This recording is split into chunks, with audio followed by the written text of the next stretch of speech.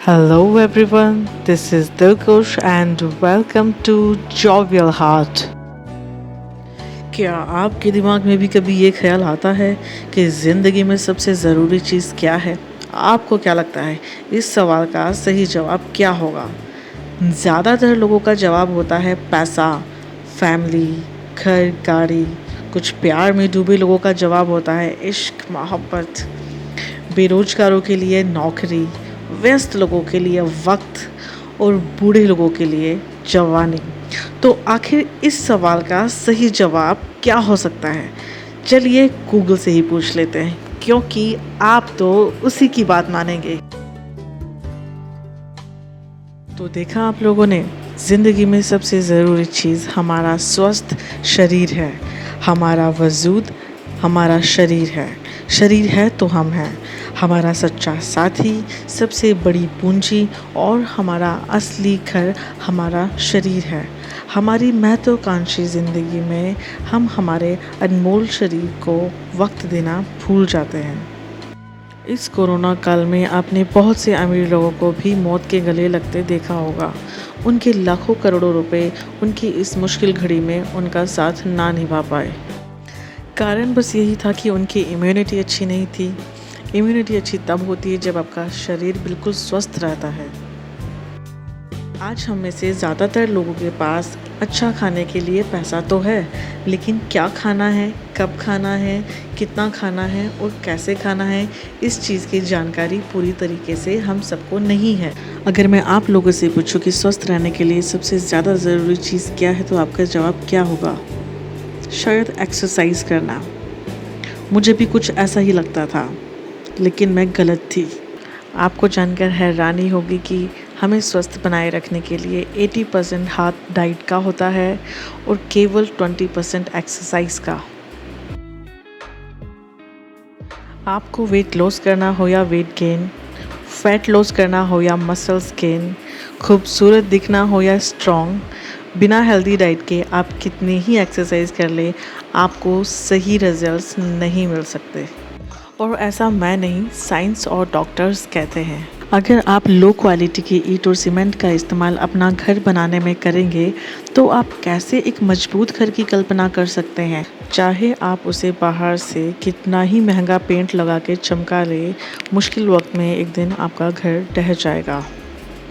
उसी तरह से चाहे हम कितना ही सज ले संवर ले, कितना ही अच्छा मेकअप कर ले, कितने ही महंगे कपड़े पहन ले, अगर हम रोज़ प्रॉपर न्यूट्रिशन नहीं ले रहे हैं, रोज़ अच्छी डाइट नहीं ले रहे हैं, तो बुरे वक्त में हमारा शरीर हमें धोखा ज़रूर दे देगा।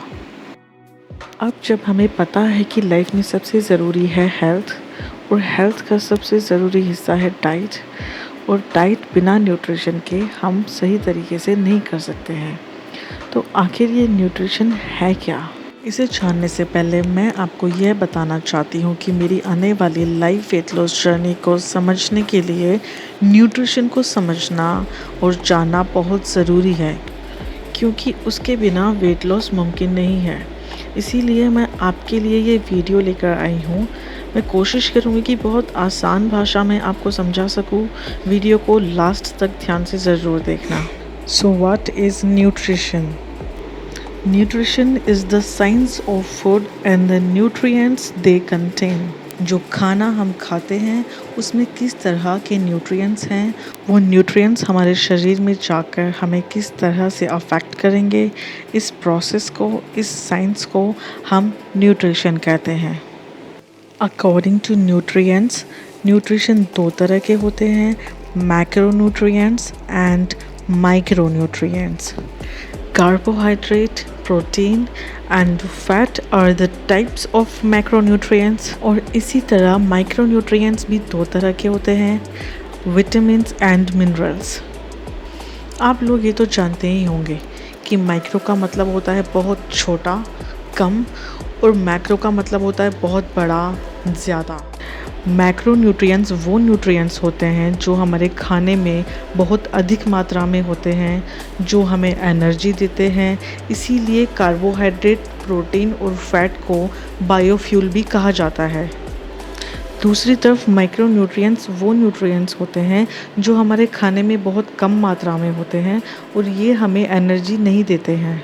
इनका कम मात्रा में होने का मतलब ये बिल्कुल भी नहीं है कि हमारे शरीर को इनकी ज़रूरत नहीं है। बिना विटामिन और मिनरल्स के हमारे शरीर के बहुत सारे फंक्शंस अच्छे से काम नहीं कर पाएंगे और हमें बहुत सारी बीमारियां लग सकती हैं। इसीलिए विटामिन्स और मिनरल्स हमारे शरीर के लिए बहुत ही ज़रूरी है। आपने इंटरनेट पे और लोगों के मुंह से बहुत बार कार्बोहाइड्रेट, प्रोटीन, फैट सुना होगा। आज मैं आपको बताऊंगी कि आखिर ये भला है क्या। आप लोगों ने कैलोरीज़ के बारे में तो ज़रूर सुना होगा। हर नया बंदा आपको आके ये बताता है कि अगर आपको मोटा होना है तो आपको ज़्यादा कैलोरीज़ खानी है, अगर आपको पतला होना है तो आपको कम कैलोरीज़ खानी है। लेकिन आपको ये कोई नहीं बताता कि ये कैलोरीज़ आती कहाँ से है, ये है क्या। जब आप दूध वाले से दूध लेते हैं तो आप उसे बोलते हैं कि आपको आधा किलो दूध चाहिए या फिर 1 किलो। अगर आपको एक जगह से दूसरी जगह जाना है ट्रैवल करके तो आप ये चेक करते हैं कि आप कितना किलोमीटर चलेंगे। दूध लिक्विड फॉर्म में है, इसीलिए हम उसे किलो लीटर में चेक करते हैं और डिस्टेंस को किलोमीटर में। ये किलोमीटर डिस्टेंस की यूनिट है। उसी तरीके से कैलोरीज एनर्जी की यूनिट है। ये वही एनर्जी है जो हमें हमारे खाने से मिलती है। मैंने आपको अभी बताया था कि हमें एनर्जी सिर्फ मैक्रोन्यूट्रिएंट्स देते हैं जो कि कार्बोहाइड्रेट, प्रोटीन और फैट है। इसीलिए इन्हें हम एनर्जी गिविंग न्यूट्रिएंट्स कहते हैं और बायोफ्यूल कहते हैं। चलिए, अब हमें इतना तो पता लगा कि कैलोरीज हमें सिर्फ कार्बोहाइड्रेट, प्रोटीन और फैट देता है। इसका मतलब अगर हमें हमारी कैलोरीज काउंट करनी है तो हमें ये पता होना चाहिए कि हमारे खाने में कितने कार्ब हैं, कितने फैट हैं और कितने प्रोटीन है। तो क्या कार्ब, फैट और प्रोटीन में सब में एक जैसी कैलोरीज होती है और हम कैसे इनकी कैलोरीज काउंट करेंगे? ये जानने के लिए आपको बहुत ही सिंपल फॉर्मूला याद करना होगा। दैट इज़ 1 ग्राम कार्बोहाइड्रेट हमें 4 कैलोरीज देता है, 1 ग्राम प्रोटीन हमें 4 कैलोरीज देता है और 1 ग्राम फैट हमें 9 कैलोरीज देता है। कार्बोहाइड्रेट हमें इंस्टेंट एनर्जी देता है, इसीलिए हमारी डाइट में सबसे ज़्यादा मात्रा में कार्बोहाइड्रेट होता है, ऑलमोस्ट 70%, जो कि हमारी रोज़मर्रा की दिनचर्या में ज़रूरी होता है। दूसरी तरफ फैट कम अमाउंट में होने के बावजूद हमें मैक्सिमम एनर्जी देता है क्योंकि उसकी कैलोरी सबसे ज़्यादा होती है। सो कार्बोहाइड्रेट हमें एनर्जी देता है, फैट हमें कार्बोहाइड्रेट से भी ज़्यादा एनर्जी देता है। इसीलिए कार्बोहाइड्रेट और फैट दोनों को एनर्जी गिविंग फूड कहते हैं, जबकि प्रोटीन को बॉडी बिल्डिंग फूड कहा जाता है। याद रखिएगा, हमारी नॉर्मल लाइफ में हमें रेगुलर एनर्जी सिर्फ कार्बोहाइड्रेट देता है। Fat and protein regular energy नहीं देते हैं। फैट अपनी एनर्जी हमारी स्किन के नीचे और लीवर में स्टोर करके रखता है, जिसे हम चर्बी कहते हैं। प्रोटीन अपनी एनर्जी मसल्स के अंदर स्टोर करके रखता है, जिसे हम मांसपेशियां कहते हैं। तो ये बहुत सिंपल सी बात है कि अगर हम रोज़ कार्बोहाइड्रेट लेते हैं, जो कि हमें रोटी से, चावल से, सब्जियों से, फलों से मिलता है, और हम उस एनर्जी को यूज़ नहीं करते हैं, काम नहीं करते हैं, तो वो एनर्जी हमारे शरीर में फ़ैट के रूप में स्टोर हो जाएगी। हम जितना ज़्यादा खाना खाएंगे और जितना कम काम करेंगे, उतनी ज़्यादा हमारे शरीर में चर्बी जमा हो जाएगी, जिसे हम मोटापा कहते हैं। गाड़ी में एनर्जी देने के लिए हम उसमें पेट्रोल डालते हैं, उसी तरीके से हमारे शरीर में एनर्जी देने के लिए हम खाना खाते हैं। लेकिन अगर आप ज़रूरत से ज़्यादा पेट्रोल गाड़ी में डाल देंगे तो पेट्रोल बाहर निकल जाएगा। लेकिन हमारा शरीर बहुत चालाक है, आप इसमें जितना खाना डालोगे वो उतना कंज्यूम कर लेगा। शरीर वफादार भी है, ये सोचता है कि मालिक ने मुझे ज़्यादा खाना खिलाया है तो मैं फ्यूचर के लिए इस खाने को जमा करके रखता हूँ, तो कभी मेरे मालिक को अगर भुखमरी आ गई तो मैं ये सारा का सारा एनर्जी इनको वापस दे दूँगा। तो अगर एक जंगल में एक मोटा लड़का और एक पतला लड़का खो जाता है तो एनर्जी के अकॉर्डिंग मोटा लड़का ज़्यादा दिनों तक ज़िंदा रह सकता है क्योंकि उसके अंदर फैट के रूप में बहुत सारी एनर्जी ऑलरेडी स्टोर्ड है। लेकिन जो पतला लड़का है उसके अंदर फैट नहीं है, उसका शरीर उसकी मांसपेशियों को खा जाएगा और उसकी मौत मोटे लड़के से जल्दी हो जाएगी। और आप मेरी ये बातें सुन के खुश मत होइए क्योंकि हम किसी जंगल सफारी में नहीं जाने वाले हैं, बल्कि हम घर में बैठे बैठे और खाने वाले हैं। तो हमको ये साइंस जानना ज़रूरी है कि हमें क्या खाना है और क्या नहीं, क्योंकि हमें फ़िट होना है। कुछ लोग पतले होने के चक्कर में सब कुछ खाना छोड़ देते हैं। ऐसे में उनका शरीर फैट के साथ साथ मसल्स को भी खाना शुरू कर देता है। इसीलिए ऐसी भूल कभी ना करें। तो अगर आपको अपना शरीर हमेशा ताकतवर बना के रखना है तो रोज़ प्रोटीन लेना कभी ना भूलें। कुछ इसी तरह उचित मात्रा में कार्ब्स एंड फैट लेना भी ज़रूरी है। अब मैं आपको fat, carb and protein detail में समझाऊंगी। तो चलिए शुरू करते हैं फ़ैट से। अब आप इतना तो जान ही चुके हैं कि फ़ैट मैक्रोन्यूट्रिएंट है। उसके अंदर सबसे ज़्यादा कैलोरीज हैं, दैट इज़ 9.2। वो आपके खाने को बहुत ही स्वादिष्ट बना देता है और आपको लंबे समय तक भरा हुआ महसूस करवाता है। फ़ैट दो चीज़ों से मिलकर बनता है, जो है fatty acid and glycerol. Glycerol हमारे शरीर में ऑलरेडी मौजूद होता है और फैटी एसिड हमें हमारे खाने से मिलता है। फैटी एसिड हमारे शरीर में जाके ग्लाइसरोल से एक बॉन्ड बनाता है जिसे ईस्टर बॉन्ड कहते हैं, और फिर इन दोनों के मिलन से बनता है फ़ैट। फैटी एसिड्स दो तरह के होते हैं, saturated fatty acid and unsaturated fatty acid. मुझे पता है आपको ये नाम कुछ जाने पहचाने लग रहे हैं। सैचुरेटेड फैटी एसिड खाने से मोटापा बढ़ता है और ये हमारे स्वास्थ्य के लिए अच्छा नहीं होता है। अनसैचुरेटेड फैटी एसिड खाने से मोटापा नहीं बढ़ता है। सैचुरेटेड फैटी एसिड हमारे शरीर में एलडीएल कोलेस्ट्रॉल का निर्माण करता है और अनसैचुरेटेड फैटी एसिड हमारे शरीर में एचडीएल कोलेस्ट्रॉल बनाता है। एलडीएल कोलेस्ट्रॉल को बैड कोलेस्ट्रॉल कहते हैं और एचडीएल कोलेस्ट्रॉल को गुड कोलेस्ट्रॉल कहते हैं। अब आप बोलेंगे बेचारे एलडीएल ने ऐसा क्या बिगाड़ दिया जो इसे बैड कहते हैं। एलडीएल कोलेस्ट्रॉल को बैड कोलेस्ट्रॉल इसलिए कहते हैं क्योंकि इसको खाने से हार्ट अटैक आने के चांसेस बहुत ही ज़्यादा बढ़ जाते हैं। आपको पता है वर्ल्ड में सबसे ज़्यादा डेथ किस वजह से होती है? हार्ट डिजीज़ की वजह से। प्रॉब्लम यही है कि उन्हें पता नहीं रहता कि वो कितना सैचुरेटेड फैट खा रहे हैं, जिससे उनका एलडीएल कोलेस्ट्रॉल कितना ज़्यादा बढ़ता जा रहा है। इस छोटी सी लापरवाही और अज्ञानता की वजह से हमारे हार्ट अटैक आने के चांसेस बहुत ज़्यादा बढ़ जाते हैं, और सिर्फ इस वजह से हम हमारे प्रियजनों को चंद सेकंड्स में खो देते हैं। इसीलिए हमें सैचुरेटेड फैट कम से कम खाना चाहिए और हमारे पेरेंट्स को तो बिल्कुल नहीं खिलाना चाहिए। अब एचडीएल कोलेस्ट्रॉल को गुड कोलेस्ट्रॉल इसलिए कहते हैं क्योंकि ये हार्ट अटैक आने के चांसेस को बहुत ज़्यादा कम कर देता है, क्योंकि एचडीएल कोलेस्ट्रॉल एलडीएल कोलेस्ट्रॉल को कम करता है, और अगर आपने एलडीएल को ज़्यादा मात्रा में लिया तो वो एचडीएल को कम कर देता है।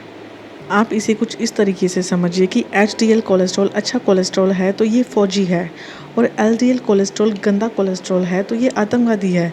अगर आप ज़्यादा सैचुरेटेड फैट खा रहे हैं तो वो ज़्यादा एलडीएल कोलेस्ट्रॉल को बनाएगा।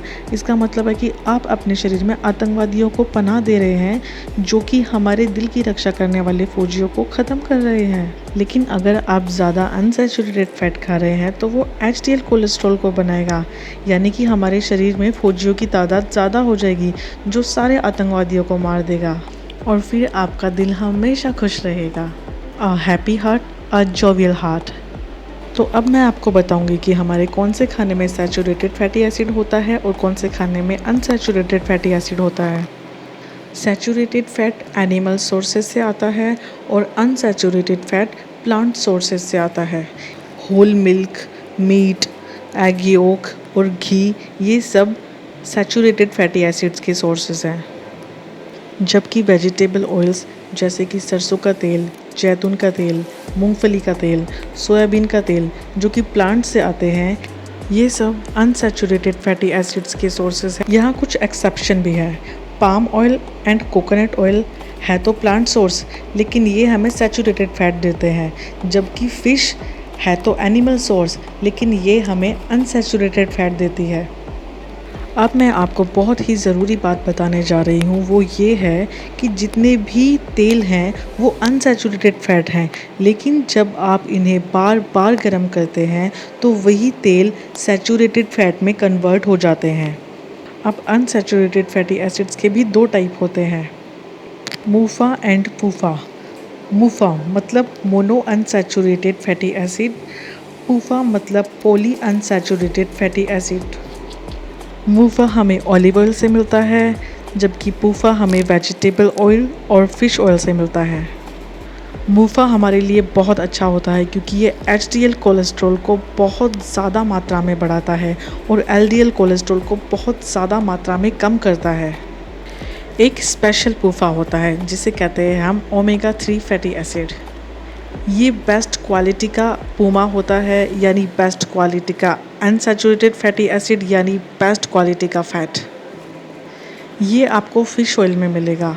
कुछ लोग इसे कैप्सूल के फॉर्म में भी खाते हैं, मैं भी खाती हूँ। अब आप बोलेंगे मैं शाकाहारी हूँ और मैं मछली नहीं खा सकता, तो आपके लिए बेस्ट ऑप्शन है अलसी का बीज यानी फ्लैक्सीड। इसमें भी ओमेगा 3 फैटी एसिड्स होता है जो कि आपके शरीर के लिए बेस्ट है। शायद अब आपको समझ आ चुका होगा कि क्यों हेल्थ कॉन्शियस लोग अपने हाथ में फ्लैक्सीड और फिश ऑयल लेके घूमते हैं। उम्मीद है इस वीडियो से आपको काफ़ी कुछ जानने को मिला होगा। एक वीडियो में न्यूट्रिशन को अच्छे से समझाना आसान नहीं है, इसीलिए मैं carb, protein, vitamins and minerals detail में आपको नेक्स्ट वीडियो में समझाऊंगी। मेरी आने वाली वीडियोस को देखने के लिए आपको चैनल को सब्सक्राइब करना होगा। मेरी इंट्रो वीडियो के बाद यूट्यूब पर ये मेरी पहली वीडियो है। अगर आपने मेरी इंट्रो वीडियो अभी तक नहीं देखी है तो उसे अभी जाकर देखिए, क्योंकि उसे देखना बहुत ज़रूरी है। यूट्यूब पर नहीं होने की वजह से मैंने छोटी मोटी गलतियाँ की होंगी, लेकिन फिर भी मैंने बहुत मेहनत से इस वीडियो को आप लोगों के लिए बनाया है।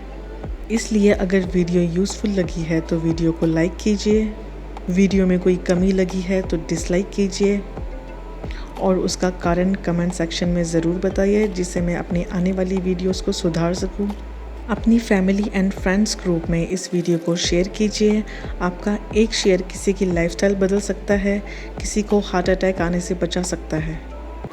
For daily updates you can follow me on Instagram, a new page jovial heart. See you in the next video. तब तक अपने दिल को खुश रखिए। जय हिंद।